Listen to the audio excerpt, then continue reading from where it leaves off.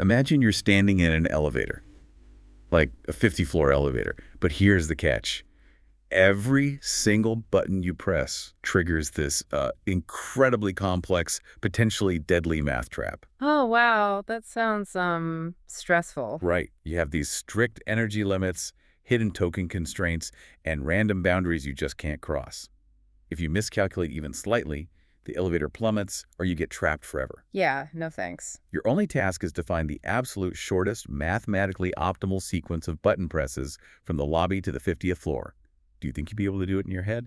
I mean, absolutely not. Most human beings wouldn't even know where to start with that. We would probably just, press the first button that seems to go up and hope for the best. Exactly. And that scenario isn't just some random riddle. It's an actual logic test from a massive stack of sources sent in by you, our listener, for today's deep dive. Yeah, and you really gave us a wildly diverse collection of material to sort through this time. I mean, we're looking at academic papers on neural concept formation, deep research into neurosymbolic knowledge distillation. It's a mouthful. It really is. Plus complex clinical trial designs, and of course, that incredibly revealing YouTube transcript where a human tester pushes the limits of a new AI model using that exact 50-floor elevator trap. It's just an exceptional stack of research. And what ties all of these dense, seemingly unrelated sources together is this singular, highly ambitious goal. We're looking at the mission to achieve what the papers call pharmaceutical superintelligence. Right. We're diving into how a surprisingly small, highly efficient AI model is acting as the missing puzzle piece here. It's giving artificial intelligence the ability to autonomously design, verify, and actually evolve disease-curing drugs without human handholding. And that represents a total fundamental departure from how we historically approach drug discovery. I mean, the old way is essentially brute force statistical guessing.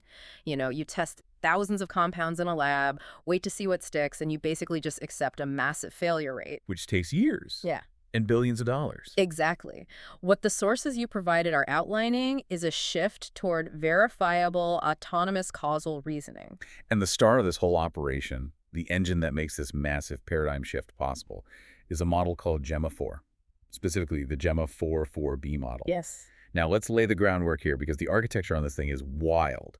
It's technically a 26 billion parameter mixture of experts model.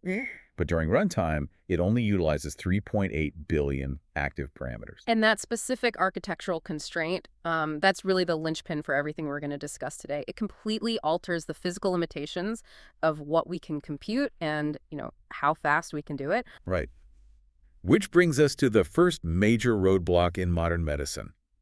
Because before we can even think about inventing a new cure, we have to process the biological data we already have. Yeah, which is no small feat. Exactly.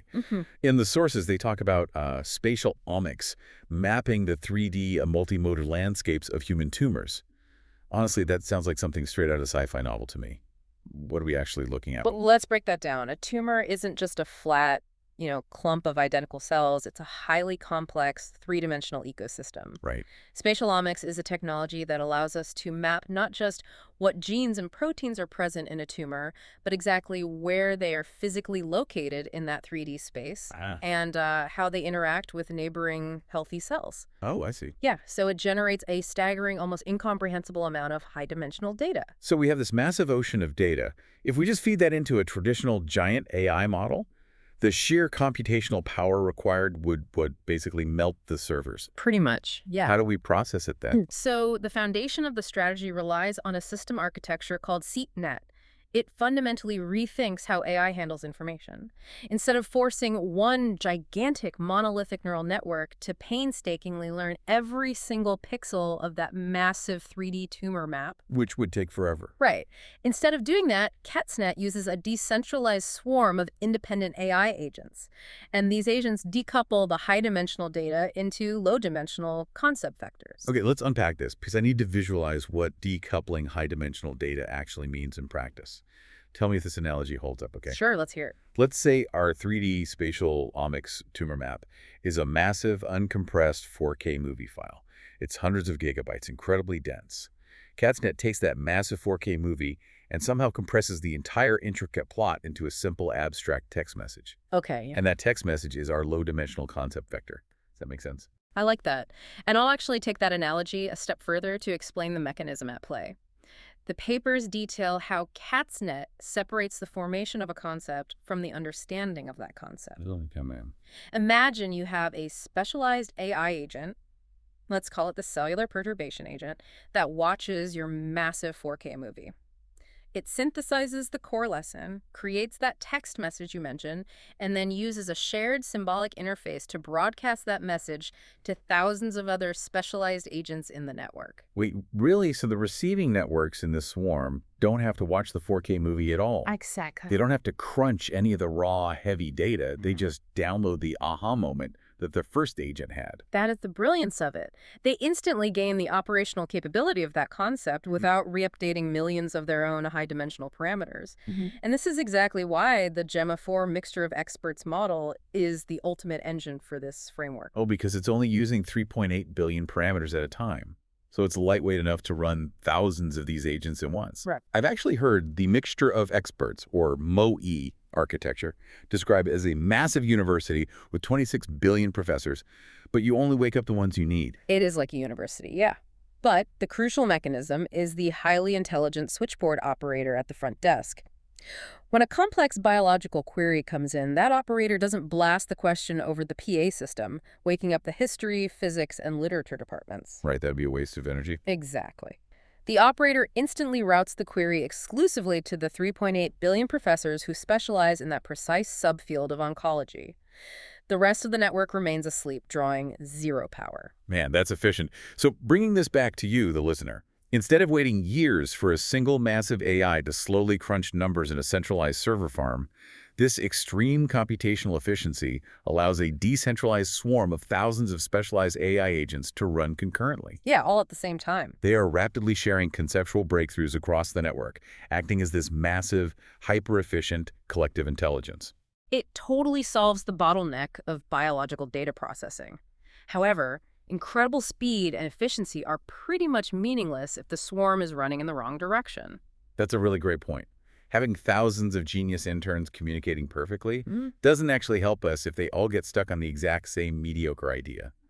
How do we ensure this swarm actually discovers a truly new cure rather than just, tweaking a molecule that already exists? So to understand the navigational compass of this system, we really have to look at a pervasive problem in artificial intelligence. It's known as getting trapped in local minima. I see that term constantly in AI literature, but it's rarely explained mechanically. Like, what is actually happening? Think of it like this. Imagine you drop a marble at the top of a highly uneven, bumpy mountain. Yeah. And you want it to roll down to the absolute lowest point in the valley, the global minimum. Okay, got the visual. As the marble rolls, it might fall into a small ditch halfway down the mountain. From the marble's perspective, every direction it rolls goes back up. So the AI algorithm concludes, I must be at the bottom of the valley, I've solved the problem. And it just stops exploring. Even though there is a much deeper valley further down, it just lacked the momentum to push itself out of the ditch. Correct. In tasks like simulating long timescale molecular dynamics using tools like Deep Jump, which was in your sources, or automating chemical process engineering, dense AI models constantly fall into these ditches. They find a chemical structure that is quote-unquote good enough, and they just stop. Oh, wow. And this is where that incredible YouTube transcript featuring the elevator math trap completely changes the game. Because the tester took a massive, dense, 31 billion parameter model and put it in that 50-floor elevator puzzle. And the massive model fell right into a local minimum ditch. Yeah, it failed the test quite spectacularly. It really did. It came up with this clumsy 17-button press sequence. But worse, it didn't even respect the physical boundaries of the scenario. Right, it broke the rules. Yeah, to make its flawed math work, it hallucinated paths to floor 52 and floor 57. It mathematically broke through the roof of the building just to satisfy its internal algorithm and claim it found a solution. It basically ignored the hard constraints of reality to justify its position in the local minimum.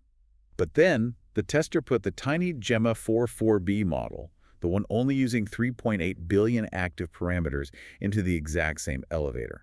And Gemma autonomously ejected itself from every single trap. Which is incredible for its size. It tracked the energy limits, it respected the 50-floor boundary, and it found the absolute mathematically optimal path.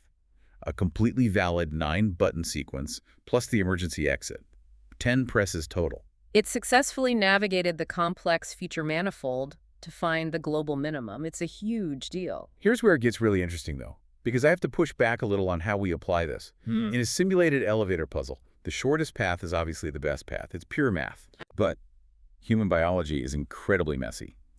Is the shortest path always the best path in something as chaotic as human chemistry, where you have, like, immune responses and liver toxicity to worry about? What's fascinating here is that the translation from the elevator puzzle to pharmaceutical design isn't about finding a physically short path.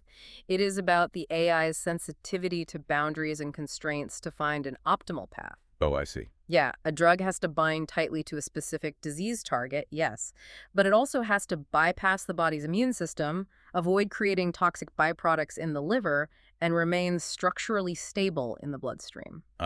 So those biological hurdles are the exact equivalent of the elevator's token limits and random energy traps. Precisely. The strategic reasoning that the Gemma 4.4b model demonstrated proves that our agent swarm wouldn't just produce derivative variations of existing therapies.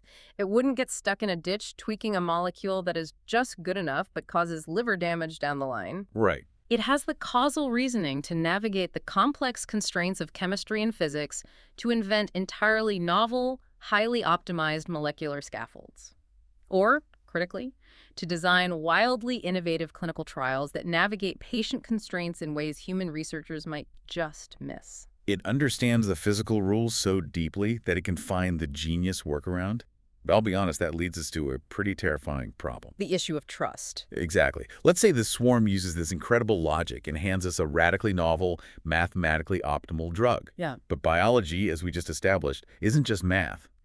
If this newly designed drug is based on a subtle AI hallucination like the big model breaking through the roof of the elevator, it's going to fail FDA Phase 3 clinical trials in a spectacular fashion. Oh, absolutely. Or, much worse, it's going to actively harm human patients. You have just identified the most critical hurdle in AI-driven medicine. It's the reliability gap. Regulators do not care how elegant an AI's math is. For any AI-generated therapeutic to achieve FDA Phase 3 approval, it must have a highly reliable, verifiable mechanism of action. It needs receipts.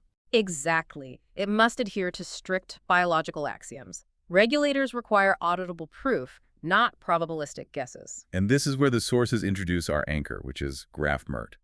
We all know standard large language models hallucinate because, at their core, they're basically summer-powered autocomplete. They are predicting the next word based on statistics, not truth. But GraphMERT is different. The papers call it a neurosymbolic anchor. It's a fundamentally different architecture from a generative text model. It's actually a very compact 80 million parameter encoder, and its entire purpose is to distill complex, unstructured biomedical text into highly reliable knowledge graphs. Okay. The technical mechanism it uses is they call it a leafy chain graph encoding that unifies syntactic text tokens with semantic knowledge graph triples. Oh, back up. Semantic knowledge graph triples. I'm losing the thread there. Are we just saying that GraphMERT takes a word or a sentence in a newly generated medical paper and links it directly, mechanically, to a proven, peer-reviewed biological rule? That is actually an excellent translation. A knowledge graph triple is just a subject, a predicate, and an object. For example, protein A inhibits enzyme B. Okay, that makes sense. GraphMERT forces the AI's language to map directly onto these established factual relationships. It provides explicit sentence-level provenance. It can hand a human regulator a document and say, here is the exact peer-reviewed paper from 2018 that justifies this specific chemical bond in our new drug. That is incredible. And the metrics in the sources completely back this up. GraphMERT achieves a factuality score of nearly 70%, which completely crushes massive 32 billion parameter models that tend to stagnate around like a 40% factuality rate. And the true magic happens when you pair GraphMERT's fact-checking ability with a specific trait of the Gemma 4.4b model that was highlighted in the elevator test. The internal monologues, the extreme self-reflection. I couldn't stop thinking about this when reading the transcript. When Gemma 4 was navigating the elevator, it didn't just spit out an answer. It continuously stopped its own process to reevaluate its logic. It literally outputted phrases like, wait, let me recount the presses, or let me check the emergency exit cost. Right. It caught its own mathematical errors and forced itself to backtrack before finalizing the sequence. Now, synthesize those two technologies. You pair Gemma 4.4b's rigorous intrinsic verification loop with GraphMERT's strictly constrained knowledge graphs. It creates an autonomous double-check system. So if Gemma 4 proposes a novel molecular step to cure disease, GraphMERT acts as the gatekeeper. It checks the knowledge graph, and if it realizes, wait, this bond violates a known biological rule, it flags it. Exactly. Then Gemma 4's self-reflection loop kicks in. It says, wait, let me recount the bonds, and it forces itself to backtrack and find a valid path that obeys human science. It completely eliminates the reliability gap. It ensures strict regulatory compliance and, most importantly, patient safety. Okay, so let's take stock of the pipeline we've built so far. We have the hyper-efficient CatsNet swarm, powered by Gemma 4, decoupling and processing huge amounts of spatial onyx data without melting our computers. Yep. We have Gemma's causal reasoning, acting as a compass, escaping local minima to find optimal, truly novel drugs. And we have the neurosymbolic self-reflection of GraphMERT acting as an anchor, verifying that these drugs are safe and biologically sound. By all accounts, we have all the necessary components for a highly functional, autonomous drug discovery pipeline. But the sources outline one final, massive stage. Where does this system go when it turns all of those capabilities inward on itself? It enters the apex of this entire strategy, a theoretical framework known as the Darwin-Gödel machine, or DGM. That is quite an intimidating name. It really is. It's an overarching framework designed to do something historically unprecedented in computing. To autonomously rewrite its own source code to improve its own capabilities. It's an open-ended, self-improving agent. And the fuel for this self-improvement is a technique the papers refer to as polymath learning. Now, in traditional AI development, reinforcement learning requires thousands, sometimes millions, of training samples for an AI to master a domain. But polymath learning is described as a method of one-shot reinforcement learning. I need you to explain the mechanism here. How does an AI learn multiple disciplines from a single example? It challenges the core assumption of how models learn. Instead of feeding the AI a million disparate papers on chemistry and a million on physics, human engineers craft a single, highly dense metasample. Okay. This metasample integrates complex interactions across physics, chemistry, and biology simultaneously. Because Gemma 4.4b is so adept at identifying underlying constraints, it doesn't just memorize the data, it extracts the fundamental causal mechanics, the rules of the game, from that single example. So it acts as a reasoning synthesizer. It figures out why the physics affects the chemistry and applies that underlying logic to everything else it does. Exactly. But executing this requires an AI agent capable of holding incredibly complex multi-step logic in its active memory. The sources note that previous autonomous agents, like the Dynamate framework, suffer from what are called hard limits. Hard limits. Yeah. For example, Dynamate has a strict 35 iteration cap. When it tries to self-correct during complex molecular dynamics simulations, it eventually loses track of the details in multi-step actions. It essentially forgets what it was trying to accomplish, and the process just collapses. But, as we saw in the 50-floor elevator test, Gemma 4.4b doesn't lose the plot. It can hold that complex, multi-step logic, continuously debug its own path, and maintain its reasoning momentum without hitting those hard limits. If we connect this to the bigger picture by injecting Gemma 4.4b's elite causal reasoning and self-correction directly into the Darwin-Gödel machine, the system achieves a state of symbiotic self-evolution. Symbiotic self-evolution, what does that actually look like in practice? It means the system stops waiting for human engineers to provide new training data or new metasamples. When the agent swarm hits a biochemical roadblock it can't solve, it synthesizes the multidisciplinary reasoning required and autonomously engineers its own synthetic polymath primes. Wow. It writes new code and formulates new scientific axioms to overcome the problem. It achieves true pharmaceutical superintelligence with extreme data efficiency, evolving its own understanding of science independent of human input. So what does this all mean? Let's bring this all the way back to you, the listener, and the real-world impact of the sources you provided. We started this deep dive looking at the massive, seemingly impossible bottleneck of drug discovery, a process that currently takes decades and billions of dollars with absolutely no guarantee of success. Yeah. By integrating a hyper-efficient, highly logical, and self-reflecting model like Gemma 4.4b into these advanced frameworks like CatsNet and the Darwin-Gödel machine, we aren't just making the old system a little faster. We are building an autonomous intelligence capable of understanding disease at a level we currently can't comprehend. It's a complete paradigm shift. We are looking at a near future where AI can autonomously design verified cures for rare diseases and customize clinical trials specifically for your unique biology. at a speed that is humanly impossible. It points toward a future where our ability to cure disease is no longer gated by human computational limits or our inability to process biological complexity. But this raises an important question. I have a feeling it's a big one. Let's hear it.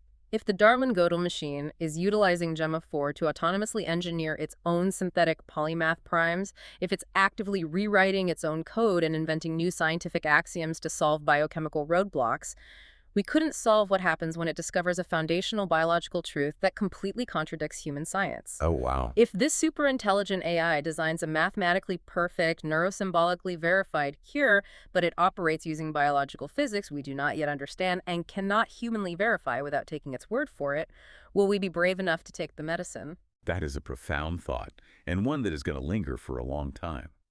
You finally build a machine that can hand you the cure to anything, but the math behind it defies everything you thought you knew about reality. Thank you to our listener for sharing this incredible mind-bending stack of sources with us today. Keep learning, keep questioning, and stay curious.